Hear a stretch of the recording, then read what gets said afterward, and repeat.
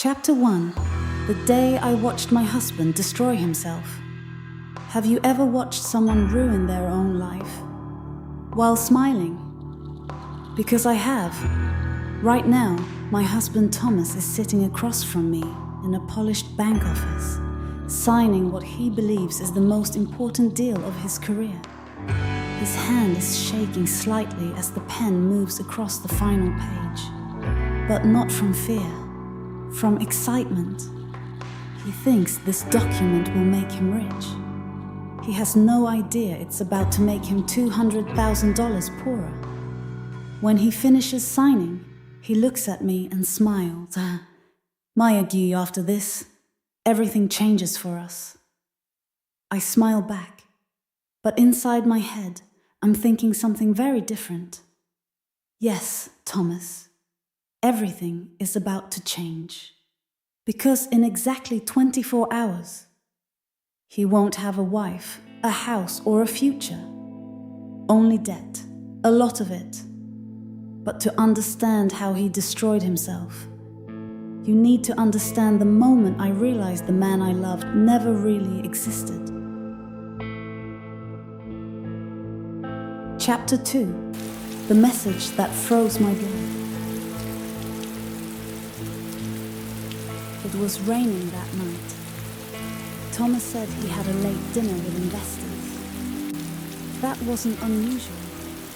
Wall Street men love two things: money and excuses. Around midnight, his iPad lit up on the coffee table. I wasn't snooping. Not yet. But then the message preview appeared on the screen. And in 1 second, my entire marriage shattered. The message said, "Babe, the Tiffany ring is perfect. Happy 1-year anniversary to us." 1 year. I stared at those words for a long time. Because Thomas and I had been married for 7 years. And our anniversary wasn't for another 4 months. That was the moment something inside me went cold. Not broken. Not angry. Cold. The kind of cold that comes when your brain witches from love to survival. I unlocked his iPad, and what I found wasn't just cheating. It was betrayal on a level I never imagined. Chapter 3. I was financing my husband's affair. Thomas wasn't just seeing another woman. He was funding an entire life with her. With my money. My late parents left me a beach house. It was the last thing I had of them. 2 years ago, Thomas convinced me to use it as collateral for his investment startup. He called it our legacy project. I called it love. The bank records told a different story. $5,000 jewelry purchases. $8,000 hotel suites. $12,000 luxury condo rent in South Beach, and all of it traced back to one name: Tiffany Miller. His strategic partner.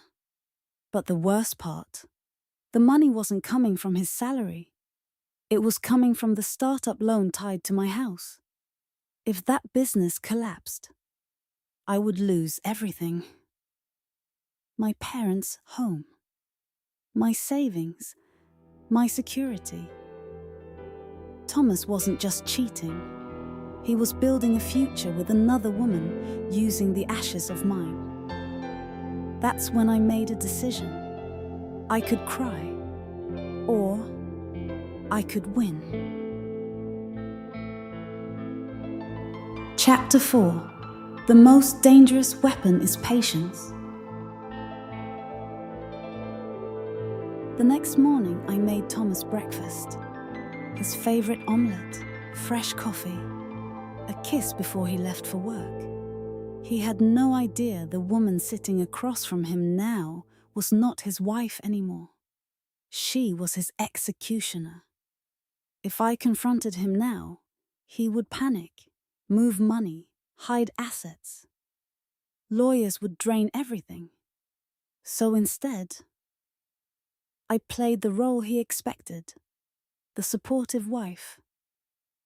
Thomas, I told him casually, your company could grow even faster if you restructure the debt. His eyes lit up immediately. Greed is predictable. I suggested forming a new LLC with his top partner. Move the business loan there. Bring in investors. Protect our family assets. I even told him something that made him nearly choke on his coffee. I'm thinking about adding another $500,000 once things scale. That was the moment I knew I had him. Because when greedy people smell money, they stop asking questions. Chapter 5 of Meeting the Other Woman. 3 weeks later, I finally met Tiffany. She arrived at my house wearing confidence like perfume. Beautiful, sharp, ambitious, and looking around my home like she was already planning where to put the furniture. I poured tea, smiled politely, and watched her closely. She thought I was naive, that I didn't know. But the real moment of truth came when my lawyer, posing as a consultant, explained the loan structure. To secure investor confidence, the new loan would require personal guarantees, both Thomas and Tiffany. She signed immediately, without hesitation, because in her mind, she wasn't signing for debt. She was signing for power. I watched the pen touch the paper and realized something beautiful. The trap was finally closed. Chapter 6, the moment everything collapsed. The final signing happened at the bank. The documents did exactly what I wanted. The old loan tied to my beach house. Paid off. Released. Gone. The new loan. $400,000. Under their LLC. Personally guaranteed by Thomas and Tiffany. Not me. Not my house. Not my life. That night Thomas came home with champagne. To our future, he once said. I smiled and raised my glass. Because technically, he was right. It just wasn't the future he imagined. Chapter 7. Karma Doesn't Rush. The next morning, I asked Thomas to meet me at the notary office. He looked confused when I slid the papers across the table. Divorce documents. At first, he laughed. Then he saw the date on the loan release. Then his face slowly turned white. Maya, what is this? I leaned back in my chair. Calm, peaceful. The beach house is free, I told him. That $400,000 loan you signed yesterday?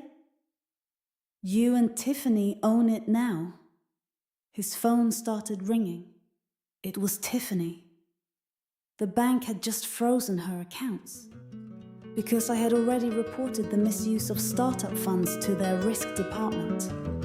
Suddenly, their perfect love story became something else entirely. A legal disaster.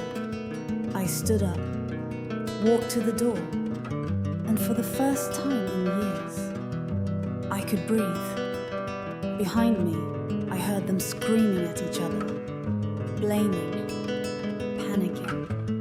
Two people who thought they were the smartest in the room. But greed always has a price. And that day,